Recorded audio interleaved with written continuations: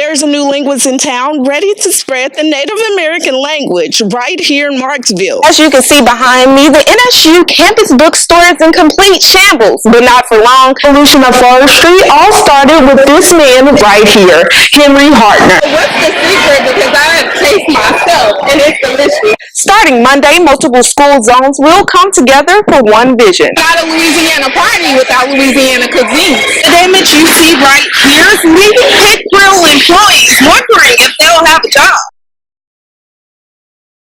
As you can see behind me, the NSU campus bookstore is in complete shambles, but not for long. The store has a new home. Out with the old and in with the new. If you happen to be driving along University Parkway, you may notice that the old Nebo bookstore is no longer there.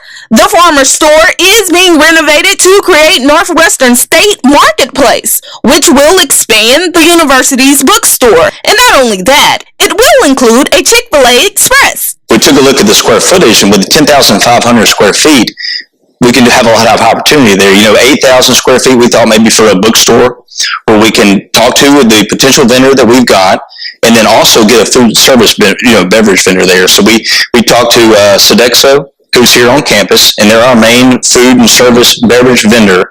And then we talked to them about the possibility of a branded concept, and they said, well, how about Chick-fil-A? And that's easy here in Natchitoches. With a ton of new space, Executive Director of the NSU Alumni Association Foundation, William Owen, says the renovation project is unique. Student worker Adam Calder says he is excited to start working in the new store. Calder gave us an inside scoop on what to expect. Really, I'm looking forward to moving into it. It's going to be a lot larger. It's going to have more merchandise for students to buy. It's going to have more room for just everything to go into. Thanks to the NSU Foundation, Alumni Association, Board of Directors, and private investors, the new campus bookstore will be ready by Monday. The bookstore and Chick-fil-A will create jobs for students and locals. Owens tells me that it is a way of giving back, not only to NSU, but the community. In Natchitoches, Char, ABC 31 News. Starting Monday, multiple school zones will come together for one vision. Educators say it's an opportunity for students to get more specialized learning with teachers. W.O. Hall and Julius Patrick teachers spent their first day back preparing for the new and improved changes. Both academies will work together to keep students in their school zones. So regardless of where they may move in our community, which covers all those areas, they'll stay at our school. Becoming a 6th grade academy means that we really kind of had to revamp because we were in elementary school. So we thought about, we have to, of course we have to use our Louisiana curriculum, but we thought about what can we do that's going to really speak to and engage students in the 6th grade. Teachers will go by the TAP rubric to help students grow and engage in learning. The curriculum will be the same at both of the schools. We're using the TAP rubric, as I said, and so that's what's going to drive our instruction of the Louisiana State Standards. Students attending the zone schools can expect a lot of new learning ventures to help them succeed in and out of the classroom.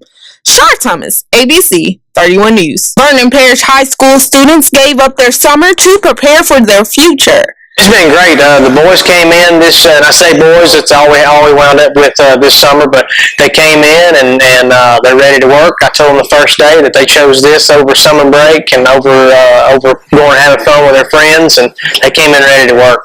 The Vernon Parish School Board introduced the Jumpstart Summer Welding Trade Program at the beginning of fall. 13 young men jumped at the opportunity to get a head start. Welding student Kobe Jinks says once he learned a few welding techniques, he fell in love. You've heard the term, you're always going to need people to put two pieces of metal together.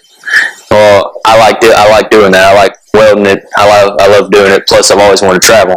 With welding, that gives me the opportunity to travel. If I want to be on the pipeline, I can be on the pipeline and I can travel doing that. So it's just something I've always wanted to do. And now this past year, I learned how to weld. And I love doing it ever since I learned how to do it. For some, the welding program will benefit them as a backup plan for their future.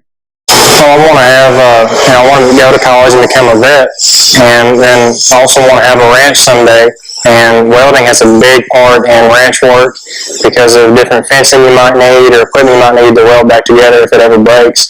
So this will help me benefit for this in the future. After completing the program, the students will earn statewide credentials and $500. Char Thomas, ABC 31 News. It's not a Louisiana party without Louisiana cuisine.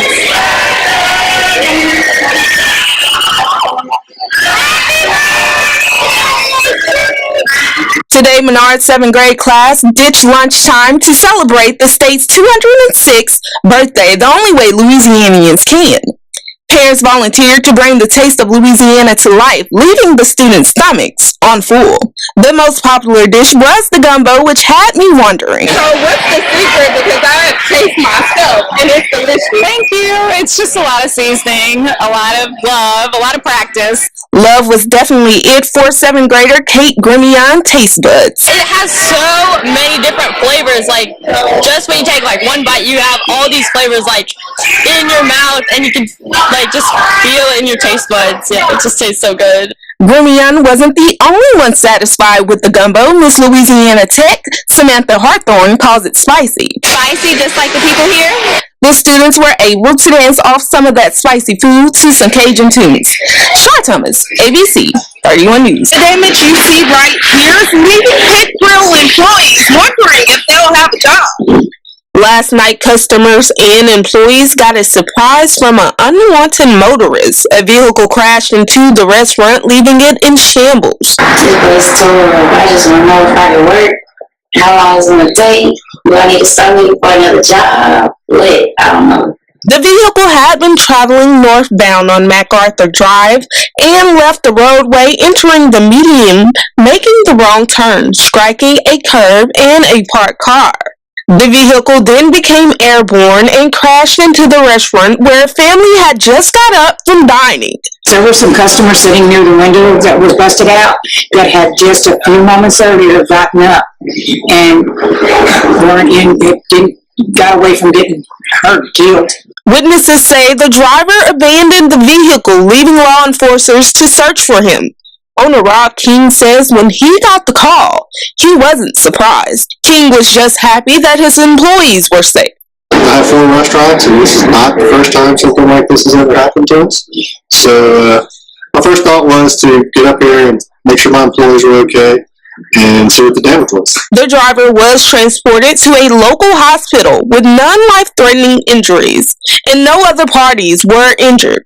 The driver was arrested and charged with reckless operation of a motor vehicle and was issued a criminal citation. Pit Grill's owner says they should be up and running as early as this weekend, so employees shouldn't have to work. The damage is not too severe to the restaurant itself, it's just to the manager's office. So I have one small section of exterior wall. I've got a contractor coming. I would hope I would be open by the weekend. Char Thomas, ABC 31 News. When you see the sign floating around Grand Parish, you probably should think before you litter. Last year, Louisiana was named the most trashiest state in the nation. The Grant Parish Sheriff's Office and police jury came together to launch the Y campaign to change that reputation and keep the parish clean. They are making a bold statement with a Y sculpture that the parish inmates made out of iron with trash inside. Grant Parish cleanup crews are averaging 200 pounds a day. Sheriff Stephen McCain says this is avoidable and it can stop. We can make the change.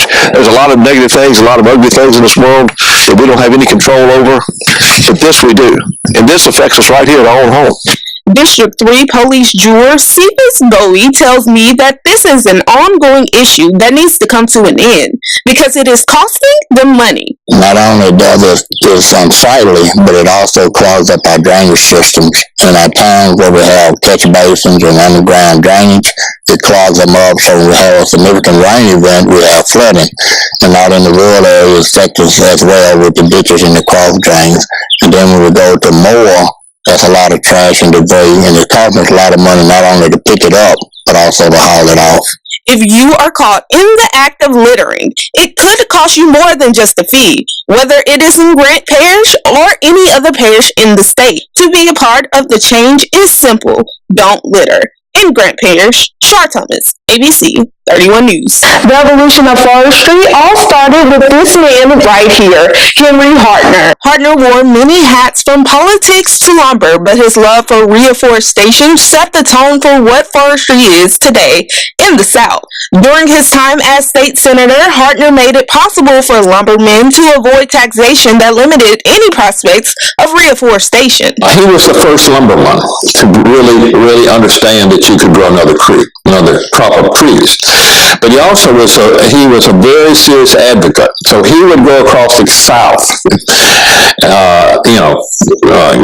telling other lumbermen, hey, we could grow another crop of trees. And then as a state senator, he had passed legislation that made it economically feasible. See, one time after the trees were cut, the taxes were still the same. So lumbermen just wanted to abandon the land. But the combination of Hartner's ability to convince people to grow more trees and then making it economically feasible by the legislation that favored that. He was a visionary who put his ideas into practice and others adopted his methods. With advancing technology, reforestation has grown immensely over the years, but Hartner's strategies are still the basics of where it all started. Are harvested, and that's where we get lumber for everything, all sorts of wood products. And then the big thing then is how do we grow it? How do we get another crop started? And so one of the things that was done by these three guys was the nursery techniques were developed. Grow little seedlings in the nursery, and to grow them big enough so that they could be outplanted. And so now in nurseries across the South, there's over 1 billion seedlings grown a year for reforestation. So it's a big deal, but they were responsible for kind of creating the basic knowledge needed to do that. Hartner was ahead of his time, which is why he will forever be recognized as the father of forestry in the South. Char Thomas, ABC 31 News. There's a new linguist in town ready to spread the Native American language right here in Marksville. Starting with me. So we'll start off here, and I'll talk about, we already have the words that we're going to teach for the week. So I'll hold up something and I'll say, Kotitapa. Kotitapa. Tyler Whitaker joined the Tunica Biloxi Tribe Language and Cultural Revitalization Program staff last month. The Tennessee native jumped at the opportunity after completing both undergraduate and master's degree in linguistics anthropology, along with volunteer work that led the new linguist to Marksville. Well, I got my bachelor's degree. I got a bachelor's of science from Middle Tennessee State University, and that was in anthropology with a concentration in linguistics. And then I went to graduate school for my master's at Southern Illinois University, where I met Dr. Layla Monahan, who introduced me to Judith Maxwell from Tulane University in New Orleans. And I knew that I wanted to work with a revitalization program, and so Dr. Monahan got me in touch with Dr. Maxwell, who was working on the Tunica Language Project, and she brought me into the fold. Whitaker wears many hats, from teaching others the Tunica language, managing social media accounts, and online courses. If you would like to find out more about the programs, visit their social media accounts or visit tunicabiloxi.org. In Marksville, Char Thomas, ABC 31 News.